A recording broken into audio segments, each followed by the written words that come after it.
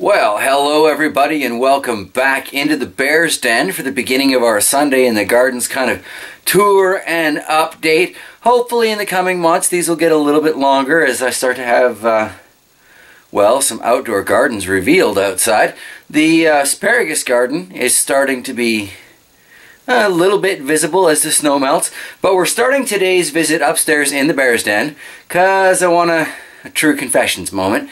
So let's get started, shall we? So it turns out the Harvest Classic arrived about 10 minutes after I posted Thursday's video. So I did end up setting it up, planting it full of peppers. I've got basically 14 of these are planted with the Caribbean Red from AeroGarden. 14 of these are the lemon habanero, and then these are Trinidad Scorpion Butch Tea Red, these three here in the middle. Right now I'm just kind of covering it up with the light. I don't have it plugged in because it doesn't really need it.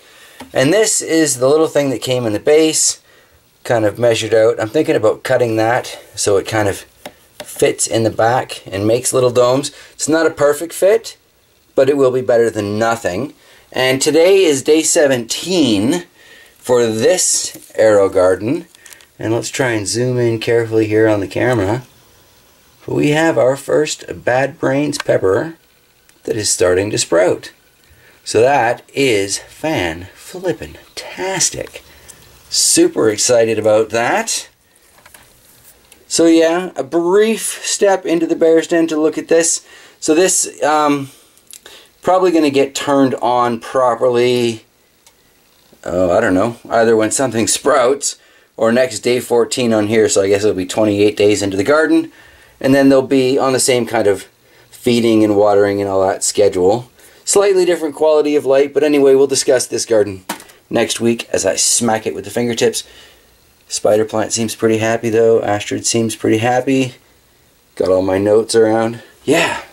Alright, cool. So, yeah, let's head down to the basement where we belong for these winter and spring garden update videos. Alright. What the heck, while we're up here, a quick look at the spider plant jungle that we've got going in the studio. This is that shop light that I was saying. It's a very, very large LED. We can look at it here. See that it's just the single, I don't know, what do they call them, cells? Or diodes, whatever, but produces a fair bit of light. It's just not necessarily towards that bluer spectrum like I really wanted for most of my vegetable type plants, but it is a pretty intense light, and that sand dollar did fairly well. We can see that these spider plants, when I do turn it on, they're clearly reacting well to it. This is the one that was outside last year, going just crazy. You can still tell it apart because it's got these nice fat leaves. Looking forward to seeing what happens with that as it goes back outside this year. But anyway, yeah, so now we're going to go into the dungeon where we belong on these videos. So, yeah. So down in the dungeon, we'll start over here. Well, what once was a tomato grove, and then it was the houseplant shelf, and now it's kind of the Sancy shelf. We can see some of these parsley plants are definitely perking right up, definitely growing towards the light. I have moved one of the transplanted peppers over here. This is the Caribbean Red. Caribbean Reds are doing really well for me. That's part of the reason I planted half of that AeroGarden with them. And the lemon habaneros working out fairly well too. Some of these larger plants that you'll see in here are the lemon habaneros. But we've got the garden salsas in the back here. These guys are trying to put on little flowers, and I really should nip them off. I just haven't yet. I keep refilling, you know, when I lose one of the smaller peppers, but there's only been a couple that have gone. And ultimately, they're all dealing fairly well with the aphids. I think this is another Caribbean Red here. Here's one of the big chocolate Batmans. That's doing fairly well. There's another one back here. It's in the back because it's a slightly taller pepper. You'll notice the reflective soil in the back there. I noticed at work that we get something delivered in these insulated foil packages. I asked, hey, can I take some of that home for putting up on the walls in my dungeon, and the manager just laughed and said, sure, go right ahead. We just put them in the garbage anyway. So yeah, opened it up, cleaned it up, pinned it to the stairs, and it's a little darker coming down now, but seems to be reflecting a fair bit back onto those pepper plants. They seem pretty happy. Under the 15 water here, we can see the DWC soon to be basically just a kale garden. Seems to be humming along quite nicely. Some really nice root development on these kale plants. I mean, this one here, this is disgusting. This is crazy roots, like madness, just madness. I'm gonna try and rescue some of these peppers, but they also have, like, considering how tiny the plants are, some of these have some pretty incredible root systems. So I'm not sure how well they'll do with getting transplanted into soil or anything else other than like a DWC system. And I don't have a lot of buckets at the moment, or necessarily safe spaces to put them, so I just don't know what's going to happen here. I'm hoping some of them will make it though. I mean, this Kang Star, I don't think it's going to make it. This is my only chocolate naga brain, so I'd really like it to survive, but I'm just not holding my breath.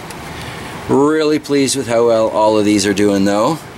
And we've got the pitcher plant. I think I mentioned last week that this thing has just kind of been growing and growing and kind of getting away from me. This one here is kind of interesting because it's wrapping around the vine. Not sure that would normally happen in the wild, but it is what it is, and it does seem to be growing. I give this like just straight water from the tap once it's had 24 plus hours to dechlorinate, just in case it is in there now. Things do change over the years, right? Anyway, so I give it at least 24 hours and then put it in here. No nutrients ever, because apparently that's really bad for them. And this thing just keeps going. Keeps going and going. Really too bad I nipped the top off of that last week, but it is what it is. Alright, let's go check out the Darwin table. Starting with the seedling tray first, we have a few things that have sprouted up in here, a couple things that aren't really doing well. So, I don't know, 40-60 success rate here.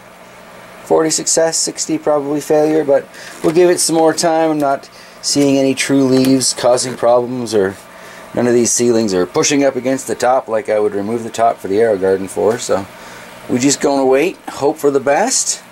Back here we've got one of those random compost peppers.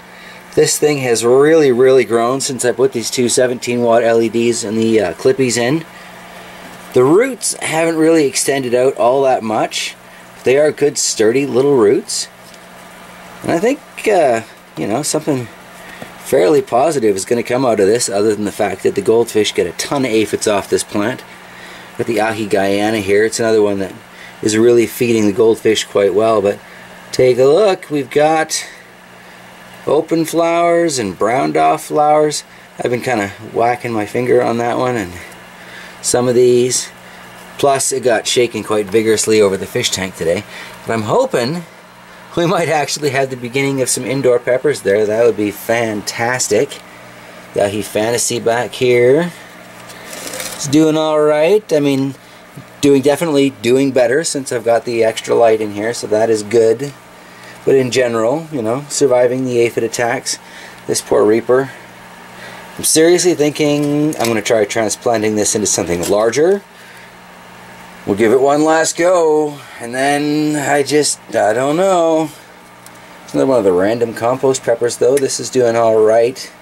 Some wrinkling and curling going on with the leaves, which again I think is a little bit of a calcium issue. There are a few easy fixes for that though, so I need to get on that basically is what happened there. Never did do any trimming on this over the week. But that is definitely fresh green growth coming out of the bottom. So I think I managed to save that oregano, moving it out of the aquaponics. It's always hit or miss. You never really know. But I guess that takes us, yeah, to the aquaponic garden under that Mars Hydro light. It's time to get funky. Under the disco garden light we can see the sage is doing alright indeed. I keep clipping it back and taking it upstairs and drying it, and we burn it on the altar, and it's absolutely fantastic. It's a nice pure clean sage. Got a bit of a problem going on over here though, haven't we? This poor tricolor is really stretching, not getting much light at all. Mr. Mint is just going a little bit apey there. So I think if I'm not actually going to ever get around to rearranging things, maybe I should at least trim the forest down. Won't do that on camera though. Still waiting on this indigo rose to take some proper color on the bottom there. Can't quite see in this light, but it's still on the green side. Got a few of the parsley plants in here. This one kind of looks like it's dying off, but if you look really carefully, there is some green just down by my fingertip. So I think it's gonna be okay. It's gonna be a rough run for it. Here's that yellow tomato that I enjoyed last week. That was delicious. Not quite sure what happened to the leaves here. Somehow this ended up getting overwatered. I guess, you know, absent-minded. I must have been watering it with a little hose, forgot about it, but it was just soakered the other day. Not necessarily a good thing. And then I got this guy here. Itty bitty tomato plant, just a tiny thing.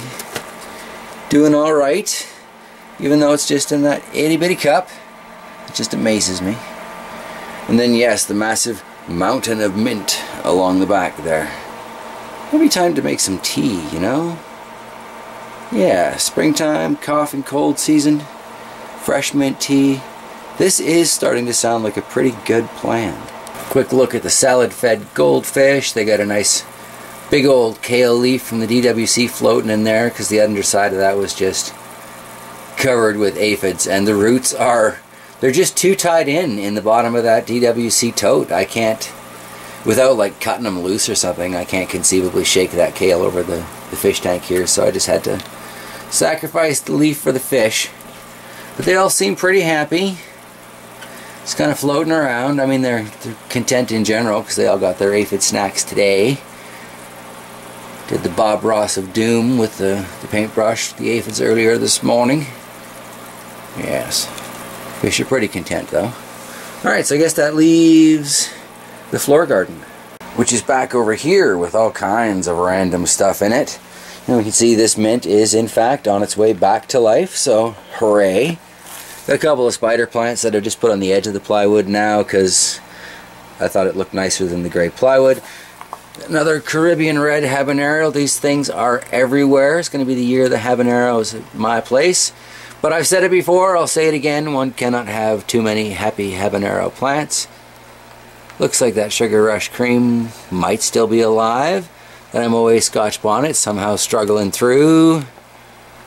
Yellow Oro de Ecuador. Not having a lot of positive feelings about that plant. But here's the mouse melon. After another week of regrowth, and I tried very carefully to pull out some of the dead leaves. I hope I didn't do more damage, but we'll see, because that's kind of the activity that damaged it last time. Get a little trough of spider plants there though. That's lovely. Kind of thinking about putting that outside too to see if it also gets those really broad, strong leaves. And then in the back here with the trees and the general house plants. See this back corner with the red planter there with the flaming caddy and the spider plant? That's a lot happier than that one Dieffenbachia was, so I think that's a good move. Still kind of want to get a little light to put over this area, and I'll probably get some more of those reflective bags and panel it up, but at least that beige kind of reflective. Need to get more lights down here in general though, don't I? Still got a couple of spider plants hiding out over there, and I don't think that Dieffenbachia cutting made it. That Pythos is struggling, but still with us. It's never really been a strong plant the whole time it's been here. I might want to look into maybe soil quality or something. Perhaps it's got just exactly the wrong kind of soil. You never know. That kind of stuff does happen around here. And I've still got that black lace elderberry cutting.